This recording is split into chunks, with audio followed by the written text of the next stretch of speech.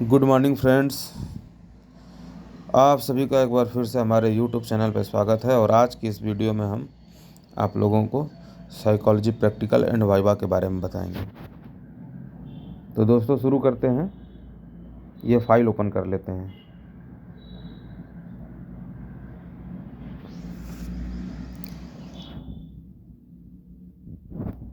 जब हम लोग साइकोलॉजी प्रैक्टिकल का एग्ज़ाम देने वहाँ पे जाएंगे तो हमें कुछ बेसिक चीज़ें हैं जो जाननी है। सबसे पहले हमारे जो साइकोलॉजी प्रैक्टिकल हैं उसमें 3 टेस्ट और 3 एक्सपेरिमेंट हैं। जैसा कि हम लोगों ने फाइल प्रिपेयर करा है उसमें हम लोगों ने लिखा है theoretical aspect and practical aspect. तो जाहिर सी बात है, जब हम लोग एग्ज़ाम पॉइंट ऑफ व्यू के व्यू से जाएंगे और साइकोलॉजी प्रैक्टिकल जब हम लोग वहाँ पे करेंगे तो हमें थ्योरेटिकल एस्पेक्ट नहीं लिखना है, हमें प्रैक्टिकल एस्पेक्ट लिखना है जिनमें ये चीज़ें मेंशन रहनी चाहिए। जैसे मैं name of the tester, name of the test inventor, objective of the test, detail of the subject, detail of the tester और experimenter, material required, date time of test और टेस्ट और एक्सपेरिमेंट के administrate होने का समय, preliminary setup, precaution, instruction, procedure, scoring, result, observation table, interpretation of result, conclusion and after that we will write educational implication of every test and experiment whatever we get. Okay, first we will know the difference between psychology test and psychology experiment.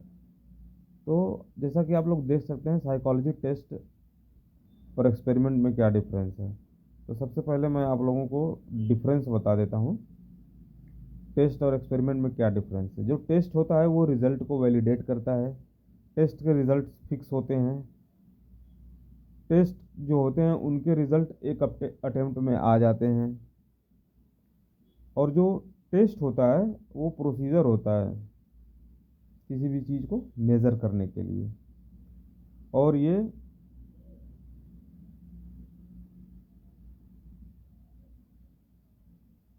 इसके बाद हम लोग देख लेंगे experiment का क्या है। Experiment में क्या होता है कि ये रिज़ल्ट को वैलिडेट नहीं करता है, इसके रिज़ल्ट फिक्स नहीं होते हैं। इसके रिज़ल्ट एक अटेम्प्ट में दूसरे आएंगे, दूसरे अटेम्प्ट में दूसरे आएंगे, यानी कि ये हम कह सकते हैं कि इसके रिज़ल्ट वैरी करते हैं। जैसा कि टेस्ट का रिज़ल्ट एक बार में आ जाता है तो एक्सपेरिमेंट का रिज़ल्ट ज़रूरी नहीं है, एक बार में तो कभी आएगा ही नहीं, उसे मल्टीपल टाइम्स करना होगा। एक्सपेरिमेंट जो होता है वो साइंटिफिक प्रोसेस होता है या प्रोसीजर होता है, हम कह सकते हैं। ये एक्सपेरिमेंट एक तरह से इनोवेटिव होता है। और कुछ चीज़ें हैं जो हमें जानना बहुत ज़रूरी है। जैसे में कि अब ये देख लो, 3 टेस्ट है 3 एक्सपेरिमेंट है। फर्स्ट टेस्ट जो है पाल्सन एंड शर्मा की स्टडी हैबिट है, जिसको हम लोग PSSHI बोलते हैं। और इस टेस्ट में हमें सब्जेक्ट के स्टडी हैबिट के बारे में पता चलता है। देन HSPQ की बात करें तो it's means high school personality questionnaire test. This test was invented by RB Cattell. और HSPQ जो है ये 14 डायमेंशन पे सब्जेक्ट के पर्सनालिटी पे वर्क करता है। उसके थ्रू हम पता करेंगे कि सब्जेक्ट की पर्सनालिटी कैसी है। अब रेवेंस का स्टैंडर्ड प्रोग्रेसिव मैट्रिसेस है, इसको हम SPM भी बोलते हैं, RPM भी बोलते हैं। तो रेवेंस के स्टैंडर्ड प्रोग्रेसिव मैट्रिसेस में यानी कि SPM और RPM में जो JC रेवेंस ने इन्वेंट किया था, इसमें हमें सब्जेक्ट के मेंटल एबिलिटी एंड इंटेलिजेंस के बारे में पता चलेगा। आगे बढ़ेंगे और देखेंगे ये 3 जो एक्सपेरिमेंट हैं। Transfer of learning through mirror drawing, free association test, memorization by paired association. तो जो मेमोराइजेशन बाई पेयर्ड एसोसिएशन है इसको इन्वेंट किया था मैरी वाइटन एंड क्लैकिंस ने 1894 में। और मैंने पहले ही आप लोगों को टेस्ट और एक्सपेरिमेंट के डिफरेंस के बारे में बता रखा है। ये खुद का लिखा हुआ है और ऊपर आप यहाँ पे देख सकते हैं, साइकोलॉजिकल टेस्ट और साइकोलॉजिकल एक्सपेरिमेंट में डिफरेंस क्या है, इसको भी आप पढ़ करके समझ सकते हैं। इसके बाद देखेंगे कि जैसा कि हमने आपको 3 टेस्ट के ऑब्जेक्टिव को बता दिया था कि जैसा कि HSPQ में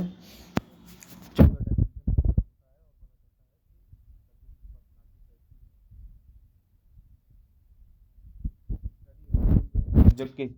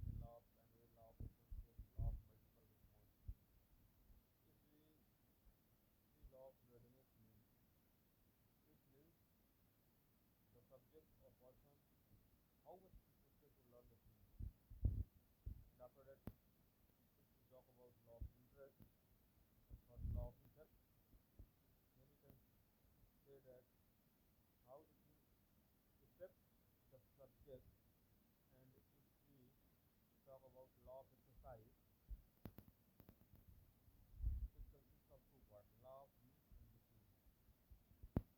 Okay, तो law of use और law of disuse जो होता है, उसमें क्या होता है कि हम ये कह सकते हैं कि आप किसी चीज़ों का कितने बार अभ्यास करते हो। जैसे मैथमेटिकल क्वेश्चंस हैं, उनको आप बार बार ट्राई करोगे, बार बार उसका अटेम्प्ट करोगे, तो शुरू शुरू में परेशानी होती है, मगर बाद में उसे आप बहुत आसानी से कर ले जाओगे। यहाँ पे लाभ एक्सरसाइज बार बार करना primary primary law of recency, law of multiple response, इनको भी आपको जान लेना है, इसे भी आप लोग पढ़ लेंगे अपने से। फिर अब बात करेंगे type of transfer of learning की। तो ट्रांसफर ऑफ लर्निंग जो होती है वो तीन टाइप की होती है, पॉजिटिव ट्रांसफर, नेगेटिव ट्रांसफर और जीरो ट्रांसफर। पॉजिटिव ट्रांसफर में क्या होता है कि सपोज आप नंबर लिखना जान जाओ, फिर उसके बाद आप पूरे 1 से 100 तक लिख लो, फिर उसके बाद आप क्या करो कि मल्टीप्लाई करना सीख जाओ, टेबल याद कर लो और मल्टीप्लाई करना सीख जाओ, डिवाइड करना सीख जाओ। तो क्या है कि ये पॉजिटिव ट्रांसफर है।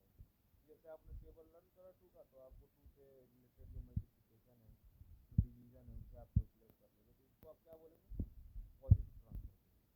ऐसा आप कह लो कि साइकिल चला रहे हो, आप मोटरसाइकिल चलाने लगे ना, तो क्या है कि ये पॉजिटिव ट्रांसफर ऑफ लर्निंग है।